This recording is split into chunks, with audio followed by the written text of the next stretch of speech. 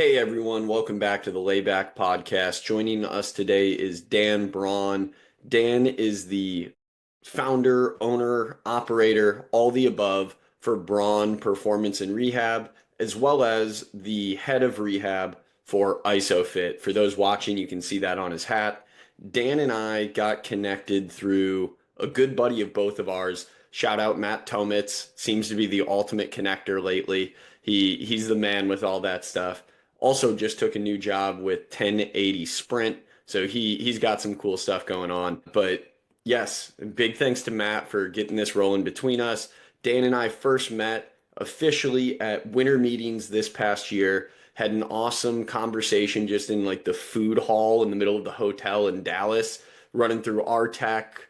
They pulled out ISOFIT and just set it up, and we were running through exercises and getting a lot of heads to turn. So it was funny that I guess we were both the center of attention upon our first meeting, with people wondering what the hell is going on as we're doing donkey kicks and Zercher squats and some max effort grip strength stuff just in the middle of a Dallas hotel. But Dan, this is probably a much more relaxed environment to actually talk in, and I'm excited to dive into things today. Thanks for coming on, and I'm looking forward to this. Yeah, Adam, I really appreciate your time and looking forward to hopefully sharing some good insights with your audience, man. Definitely. Yes. So things might be a little bit different today from what our normal conversations look like, given most of the athletes, clients, patients that you treat seem to be lower body injury based. Now, that doesn't mean the work you do does not apply to what we're doing in the arm injury world, because you're also working heavily on research and kind of pushing the industry forward on how exercises are implemented, or what maybe a professional, a clinician might choose to use as an implement in the return to performance. So I definitely want to go down that road as we progress, but let's kick it off a little bit with your background, how you got into PT, and then maybe even what you're doing beyond the PT world.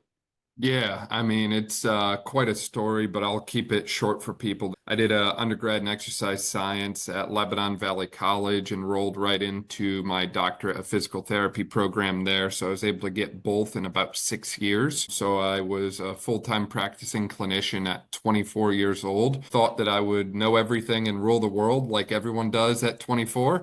And I very quickly learned that there's a lot more to this whole physical therapy thing than I realized. I kind of pivoted a little bit from my first job out of school and got into the partnership situation that I'm currently in, where I'm kind of overseeing our Maryland operations in the clinic. And we've got multiple clinic sites, and I've got multiple PTs working underneath me. Along that time, I've kind of had a podcast that I've kept going for about 5, 6 years now. I don't even know. Kept the podcast going, and along that way, met Brad with ISOFIT, met Tanya and Gohan and Mark with Oro, met a lot of other great people, and was thankful enough to get involved with them that way. And as of the current moment, I'm just kind of running it on all fronts and seeing where things take me.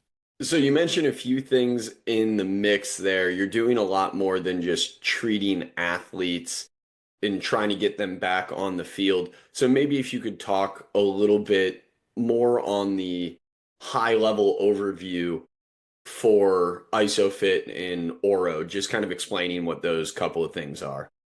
Yeah, definitely. So I got connected with Brad a number of years ago after I brought an individual named Derek Millander on the podcast. We released our episode, and then I was quickly connected with Brad afterwards. And essentially, ISOFIT is just a device to restrain movement. So it allows you to do isometrics, overcoming variations, yielding variations. And I have about 4 of them myself. I use them clinically for a variety of different things. At the end of the day, it ultimately functions as a fancy wall that I can push in or pull on and it won't move.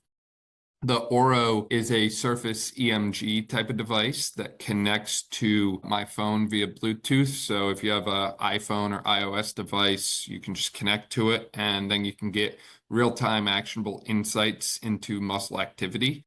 So I use that with a lot of my rehabs, almost all of my rehabs, I would say, just to get a little bit more insight as to what might be going on under the hood, things that I might not be able to see with my own 2 eyes, in relation to how that person's moving or how that person is accomplishing tasks that we throw their way. Great. Okay. I think those are some awesome things to hit on early on. Normally we would do this on the back end, but since it's already come up twice, let's just go over some of the quick details of the podcast on your side. If you want to shout out the name of the podcast and maybe kind of what you guys cover. Yeah, I mean, it's just Braun Performance and Rehab podcast. I try to drop about 2 episodes a week, and that ranges from subject matter experts like Adam all the way up to athletes and other active individuals, trying to give everyone a seat at the table, break down the walls that exist between our disciplines, and bring everyone together to hopefully enhance our knowledge in the performance and rehab spaces. Perfect. Thank you. Like I said, normally do that at the end, but no sense burying the lead since we've already talked about it a couple of times. Now, let's step it back in your own process as a clinician, how you've progressed. Obviously, you've brought in technology such as ISOFIT and Oro or different advancements to your practice, but maybe how have you seen things change in your relatively short time in the industry? Granted, you're still young, you're still growing, but it sounds like you have made a ton of advancements on what you are doing and then even what you're trying to spread education wise. So I'd love if you could just walk the audience through that. Yeah, I mean, I think anyone in any space needs to find a way to evolve with the times. And I think that the rehab space is certainly no exception to that. I think that when I graduated from school, I had a great base knowledge of a lot of different things, right? You kind of get that great 30,000 foot overview, but you start to take that general 30,000 foot overview and apply it to specific use cases, and you start to realize there's gaps or there's things that we're missing, or maybe the way we've always done things isn't necessarily the way we should continue to do them. Take, for example, your ACL or your post-op shoulder return to sport testing. A lot of the ways we've returned these athletes to sport hasn't really changed in 30 plus years. A lot of the protocols are still the same. Yet we have advancements and new technologies available to assess things that we previously could not. So I feel like it's kind of on the clinician a little bit to take matters into their own hands and learn about some of the advancements that are being made and learn about how we can better provide for the athletes that we get to serve day in and day out. I use those words intentionally. I look at what I do from a rehabilitation standpoint as a service-based thing. It's not about me at the end of the day. It's about the athlete that I get to work with. It's the athlete that I get to get back to doing what they love. And hopefully they stay there indefinitely. And I think the more we just focus on what is best for the athlete, the better our conversations become as clinicians. I think you may have provided a nice route to go down there. Your words, and hopefully I don't even butcher this from a few seconds ago, you said deciding what is best for the athlete. So maybe in the exercise selection process, how do you decide what is best for the athlete? Yeah, I mean, there's definitely a method to the madness, like anyone would say. The Oro plays a role in that for myself, where I'll EMG an entire session and see what exercises elicit the best response for whatever muscle I'm trying to target, whether that's the quad or the deltoid or whatever we're after. So there's a scientific approach to that. But otherwise, a lot of times I'll kind of leave it up to a little bit of individual preference based on how they're responding to things and what they like to do. Take the squat, for example. I really don't care what someone's favorite squat variation is, whether it's back squat or front squat or Zercher squat, whatever they like. But if we need to load them heavy and we need to get stronger through the squat pattern in rehab, pick whatever their favorite is and we'll just attack that. It doesn't really matter to me. And I'm certainly not going to force them to back squat if they don't like to back squat. We have plenty of other options. We have plenty of other tools in the toolbox that we can use. So I think it's a combination of how can we combine scientific advancements and technology that we have with the ability to just kind of give the athlete that we're working with a seat at the table. I think that's a great way to go about it. You're still empowering the athlete to provide what they enjoy. And ultimately, if an athlete doesn't enjoy their process or their experience, you're likely going to be leaving food on the table. They're not going to be excited or motivated every time they step in to get better. And I suppose you always have to take into account that human element for what you're doing. Exactly. Yeah. And building off of that a little bit, there's certain things that I don't like doing. And if I have to go someplace 2 to 3 days a week at a time when I'm already down bad because I'm recovering from some kind of injury. Maybe I'm not playing the sport I want to do, whatever it is. And now I've got to go do a bunch of things that I don't like to do. Or maybe I'm around someone that like just doesn't understand the situation that I'm in and I just don't feel like I'm being heard. I'm not going to want to go there. I'm not going to want to put my time in and check the boxes and, yeah, all good, keep it moving kind of thing there, right? Like I'm going to mentally just kind of check out of that situation. So I think the more emphasized you can be on what does the athlete need and what is best for the athlete, and giving them a seat at the table, even if it involves maybe not doing the first or second best exercise for them. Maybe it's the third or fourth best exercise, but it's the one that they can actually do and it's the one that they enjoy doing. I'll make that transaction any day of the week. I'll pick the exercise that they're going to do over the exercise that maybe is a little bit better because of research, but if they can't do it, then there's no point in trying to chase that rabbit, if you will. Right, it's kind of the chop wood, carry water approach to a certain extent. Just do what you can do every time you're in there, and you're going to yield tremendous results over time, especially with the type of injuries you're dealing with or the injuries that we most commonly see in our world. It's very seldom small, ticky-tacky things that just rest in, I don't know, something that makes you feel good will make it go away, right? I hesitated to say ice or something like that since all the research is out on ice. But yeah, whether it's a topical cream to make it feel better, like if that's making it feel better, like that's not what you're treating in the grand scheme of things. You're treating things that have a legitimate treatment plan over the course of month, 2 month to even a year. So it is very important just to kind of stack wins in that regard. Now, kind of moving this along, when would you begin to introduce the exercise or the modality that might be the first or second choice that the athlete might not have been on board with or prepared for early on? Is that when you'll introduce kind of testing again or data to ultimately say, like, look, this might not be your favorite, but we're at the point where we need to expose you to something new?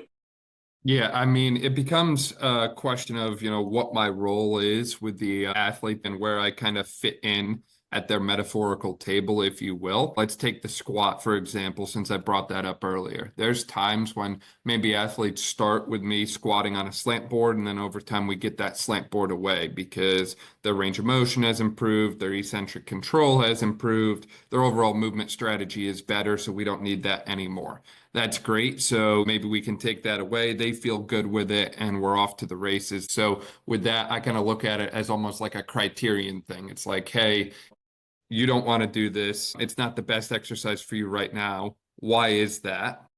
Look at it a little bit deeper, kind of form our checklist, check those boxes, and then say, oh, hey, now we can actually do this exercise because we've met all the criteria. Once we've met those, then we're off to the races. However, like I mentioned, it always comes back to what is my role with the athlete because I am more than happy to steer the ship, or I'm more than happy to kind of take a backseat role. There's a lot of other great individuals in the space, right? Strength and conditioning coaches, chiropractors, athletic trainers. And I think ultimately it's not about what one person can do, but about what we can all collectively do to help the person in front of us. So, it might not necessarily be the kind of thing where I'm the one that's going to take them from where they're at to where they need to be. I'm going to get them maybe 80% of the way there, and then someone else is going to finish the job for them. So I think that ultimately, like I said, I like to have that systemized approach of, okay, here's where we're at, here's where we need to go. What are our steps to get there, and how do we check those boxes off systematically in order to get there? But by the same token, I'm perfectly okay knowing that someone else might be the one to finish the job. And as long as we've communicated and as long as we're on the same page, I'm okay with that transaction. Have you seen that communication loop change since your time entering the industry? Because it seems like that theme is discussed way more now, kind of the all hands on deck approach, as opposed to the this athlete is mine and I'm going to see this through style of approach.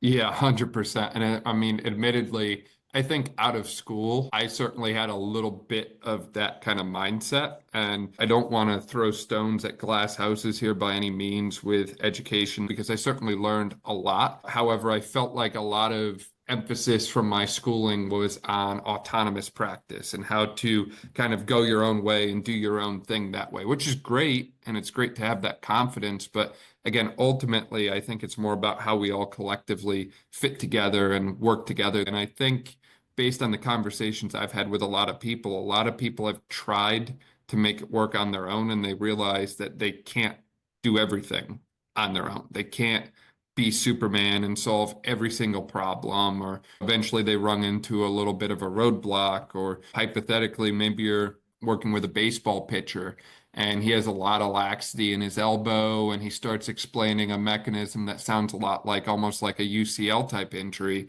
It's like, well, I might be able to rehab them post-operatively, but I'm sure as heck not going to do their surgery. So I better have a good relation with their surgeon's office, their surgeon's physician assistant, and so on, right? Like, I think ultimately the more you have relations with as many people in the space and the more you can kind of build that rehab team around you, the better off everyone is going to be. And again, it took me a little while to kind of fully grasp that concept, and I'm certainly by no means perfect at it. It's something that I think we're all trying to be better about, but I think as long as your actions align with what does the athlete need and what is best for them, then you really can't go wrong.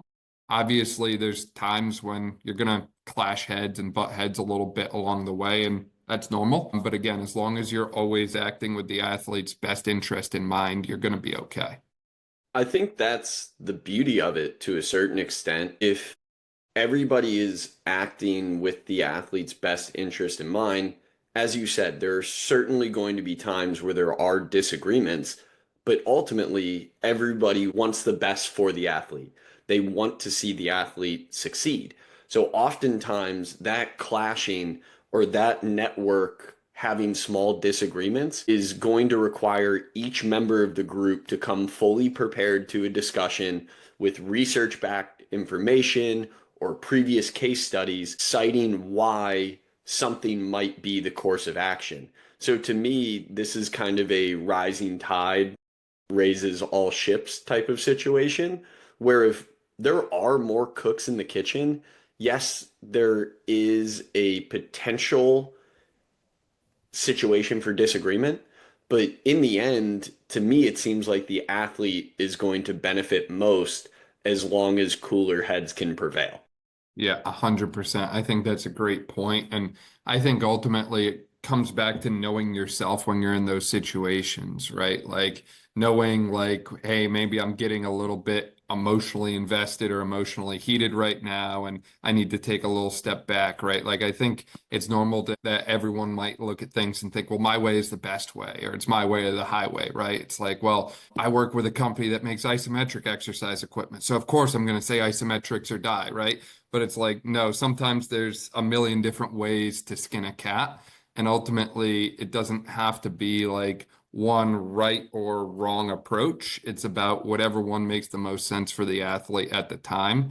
And I think that I'm just at a point, at least in my own career, where I'm willing to kind of like take more of a backseat role if that's what's needed in order to get the athlete back. Like I said, I have no problems kind of steering the ship, but I think it's more about how do we fit into that team and just kind of be available, be an asset, be a resource, and ask the question more of how can I help and what do you need me to do? Because you're going to find out a lot about people by doing that. And I think it just makes things a lot easier from that interdisciplinary team management approach as opposed to just trying to run in guns a-blazing with everything.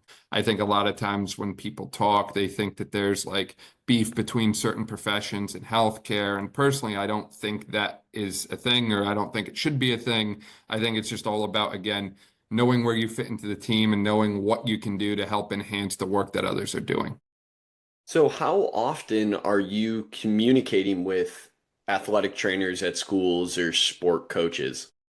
Yeah, so I try and keep regular communication on a weekly basis that way. So, give you an example. I fax all of the notes that I have from university athletes to the university athletic trainers at the end of the month. They all have my cell phone, they all have my email, they can reach out anytime to me. far as orthopedic providers, I'm communicating with them on a weekly basis, whether that's the surgeons directly or their physician assistant. And same thing with the strength and conditioning coaches as well, is they all have my cell phone numbers. They know that if they need anything, they can reach out to me, whether that's force plate reports, VBT, whatever they want, I can get it for them. And I think just making yourself available and accessible is really, really essential. I would like to have more of a formal interdisciplinary meeting where it's everyone brought together.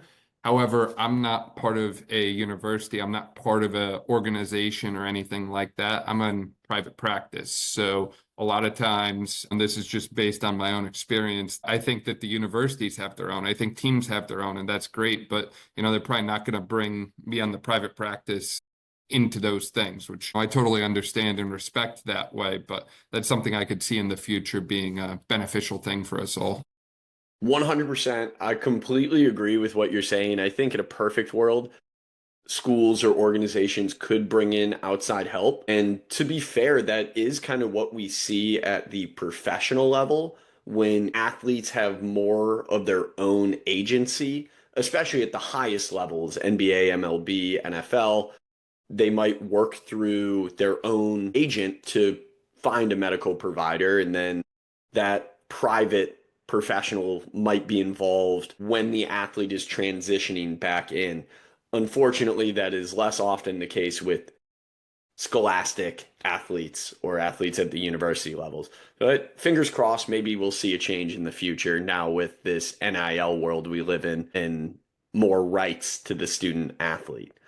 But I want to shift a little bit now since, in a sense, we've buried the lead on ISOFIT and Isometrics. This is something that you have spent a lot of time on. Obviously, we have spent a lot of time on the Flex Pro grip side of things. I think we both have a pretty large bias that Isometrics provide some incredible benefits in the rehab and performance space.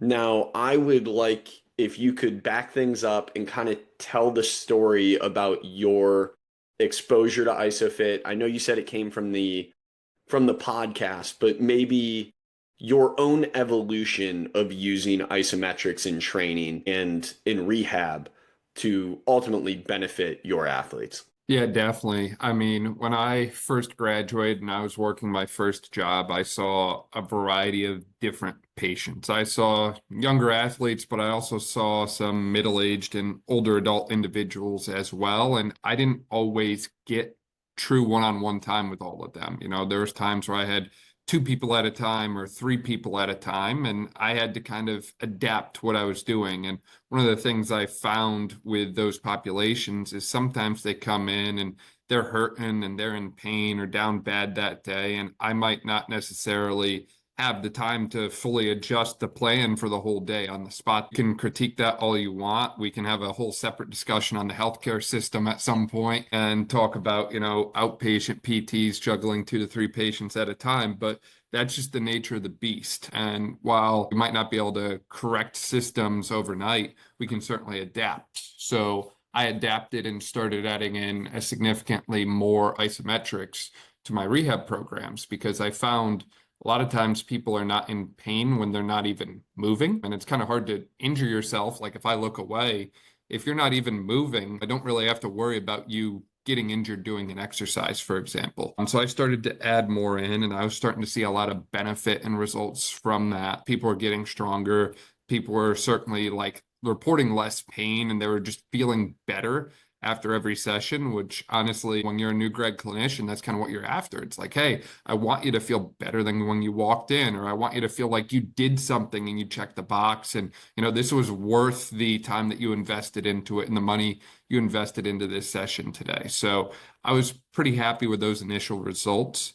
And then, like I mentioned, I was connected with Brad shortly after I did a podcast with Derek Melander. So we got connected that way, and we just stayed connected over the years. I didn't immediately buy a product or anything. Like I said, it was kind of like a glorified wall, and I used a wall for a lot of things. But from a facility standpoint, you have a tendency to make the walls dirty or maybe put a little hole in the wall on occasion. Stuff happens, and you start to think maybe there's a different way we could do this. So I also wanted to add in more of like a isometric, like force testing, if you will. Like I really like the mid thigh pull and the belt squat and some of these different things that you're seeing guys post about all the time. And the majority of them are significantly smarter than I'll ever be.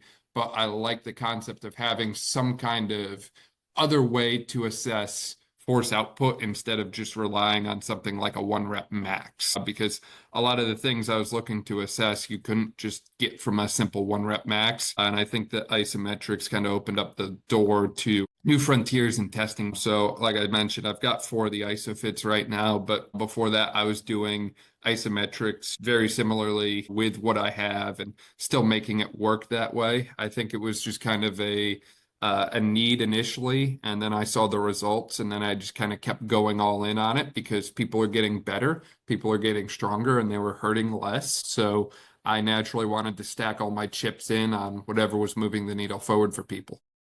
I do think it's very interesting that this started for you out of necessity and it grow to you seeing the opportunities that can ultimately come from it and the ability to get creative.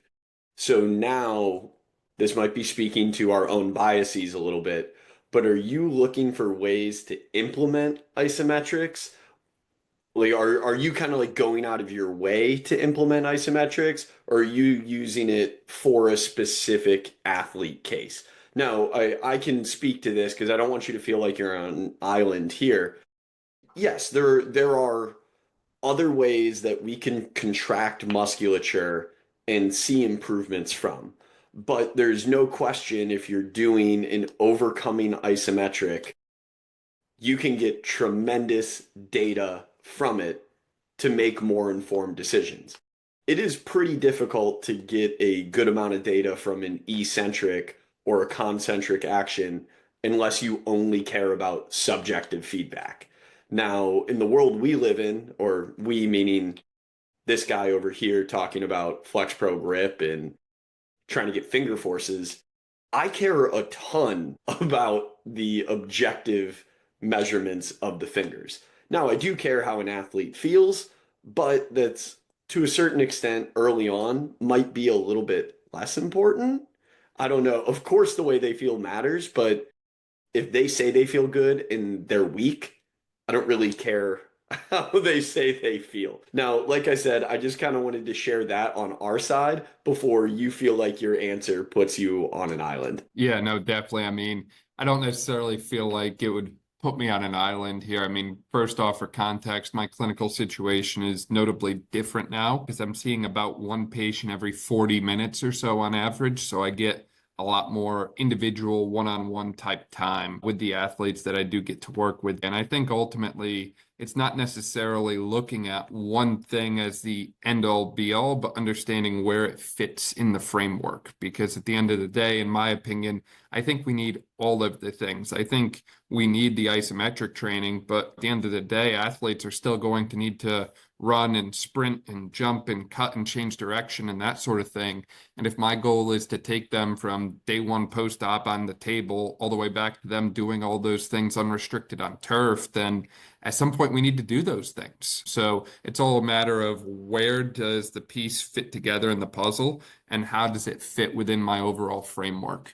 Early on, from a post-op standpoint, I pretty much always start with the isometrics because, again, it's very difficult to injure things when you're not moving. So it doesn't matter if this is a lower extremity like an ACL or a hip or even a shoulder, labrum or rotator cuff or whatever it is. A lot of times you'll look at protocols and they almost always start after range of motion with some kind of isometric. Get the muscle to fire and activate, but don't have to worry about the movement piece. So I really go all in on that early on because it's like, hey, look, this is what we're allowed to do with respect to tissue healing. We can still get some really good stimulus to the muscle if we do it correctly. So I go all in on that early on. As I Right. progress towards the mid stage of their rehabs, again, this is regardless of if it's lower extremity, shoulder, whatever. I tend to keep an element of the isometrics in, but it's not necessarily the only thing that we do. We still play around with a lot of compound patterns. We'll play around with extended eccentric type tempos and different things. It really varies based on the athlete and their sport and their past training history as well. Like obviously, if this is the first an athlete is ever being exposed to some kind of formal training process, then I'm probably not going to beat them up with a ton of crazy things that you would see shared all over Instagram. I'll probably keep it pretty simple and straightforward and just kind of check the box for them. And they're going to get results from that. And I'm okay with that. So mid-stage isometrics are still there. And I like to keep it, you mentioned from a data standpoint, I do like to keep it as a way to get objective data points over time. So in the fall, I was doing a combination of iso mid-thigh pull. I was doing that once a week with athletes. And then I was doing this in the fall, and I'm still doing it, where I'll take the Oro, the Surface EMG, and I'll just get MVC for their VMO and their Rec Fem on a regular basis that way, just to give me a more like robust data set as to where they're at and how they're progressing objectively over time. And why I mention that is I think in the return to sport conversation, and again, this is regardless of shoulder, knee, lower extremity, upper extremity, whatever, we've cleared athletes based on return to sport being an event almost. It's like a day and a time that you look forward to. And if you pass certain things, you're magically good to go. But in reality, that is just a snapshot of that athlete's progress over the past several months or potentially even longer, depending on the injury.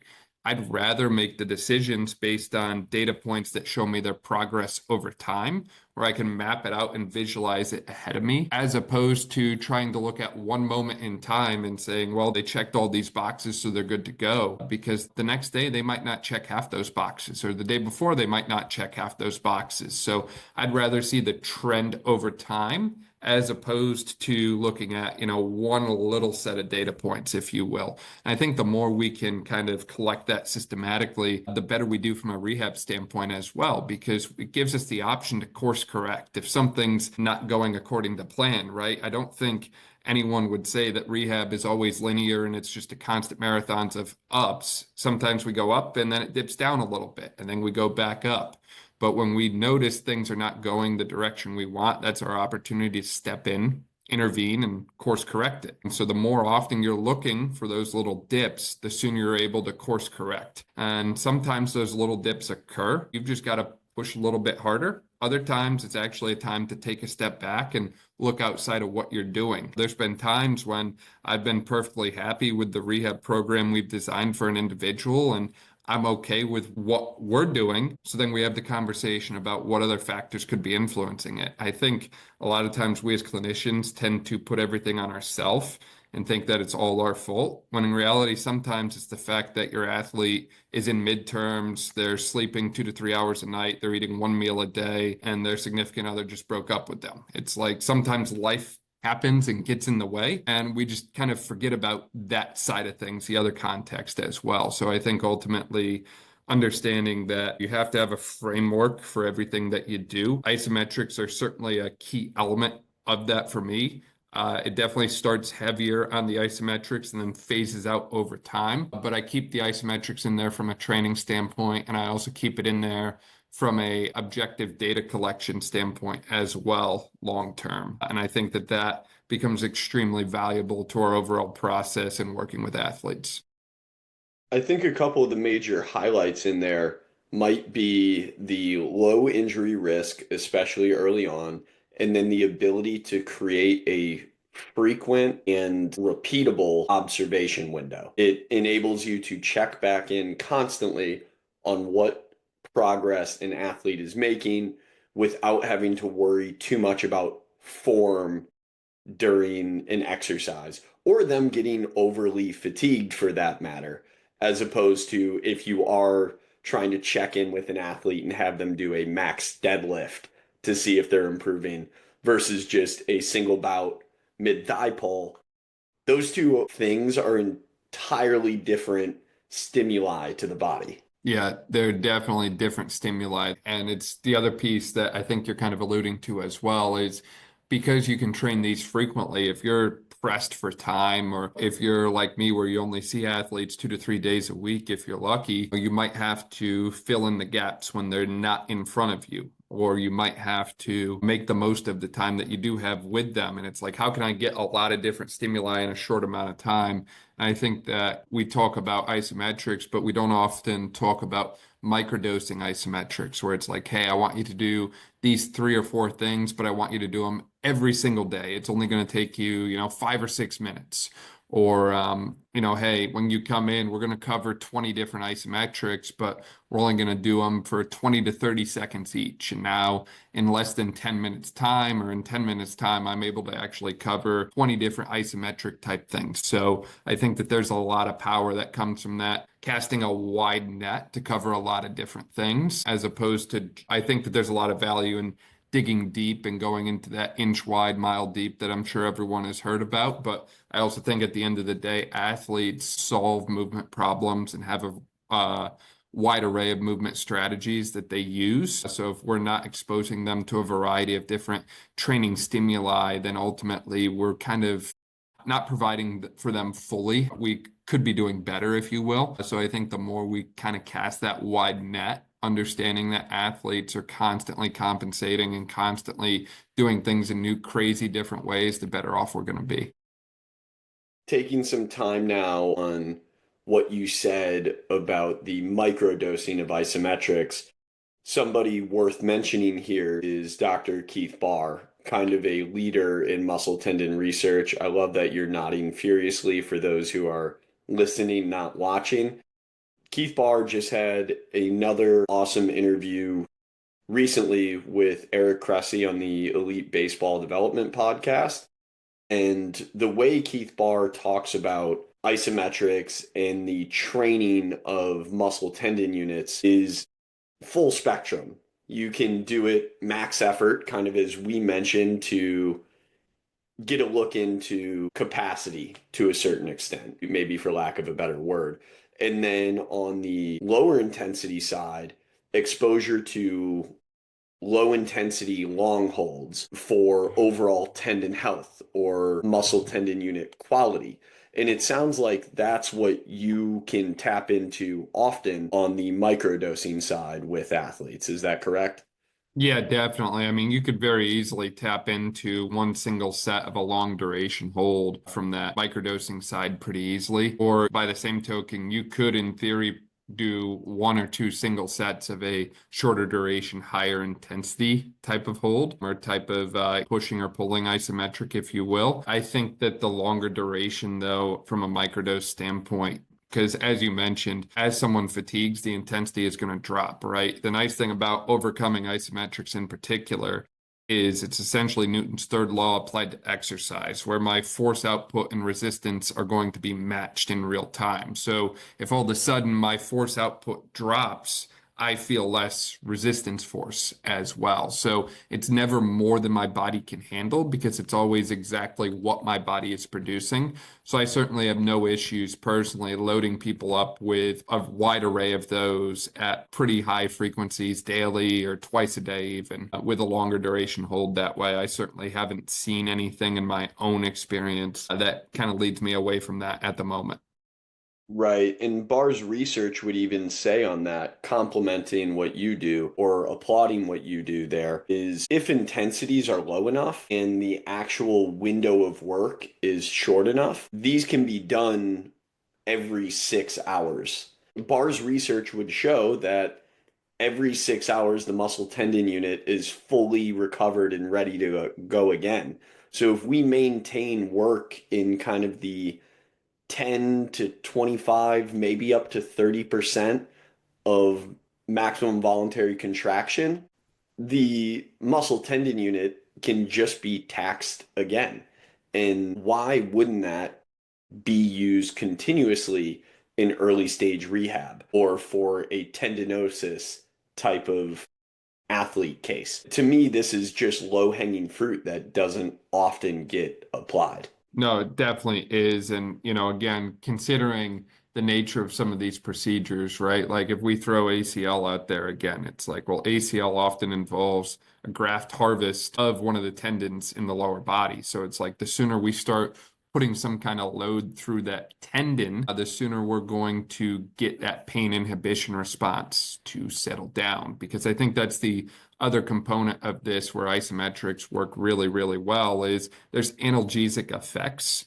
So it's like, hey, now I can actually use exercise from a medicinal standpoint to calm things down from a pain component as well, from like a pain neuroscience standpoint. So I like to do that. I'll make that transaction any day. But, the other piece as well is just overall the tendinous loading adaptations that you can get and just the overall nervous system adaptation that you can get as well. As you mentioned, even just the low intensity, long duration hold. It's like if you're turning the lights on to a muscle that hasn't seen daylight in a long period of time, that's going to have a profound effect and that's going to change things. When you go through the PT school, a lot of times they talk about muscular inhibition and agonist, antagonist muscles and how the hamstrings inhibit the hip flexors and so on that way. And, I think a lot of the times, at least for myself, the whole concept of muscle inhibition thing kind of went over my head for the most part because I was going to work with athletes, so I didn't need to know nervous system stuff. Like, what does that matter? Like, I can just make them bigger, faster, stronger, bulk them up. And then I started to realize that there's actually something to this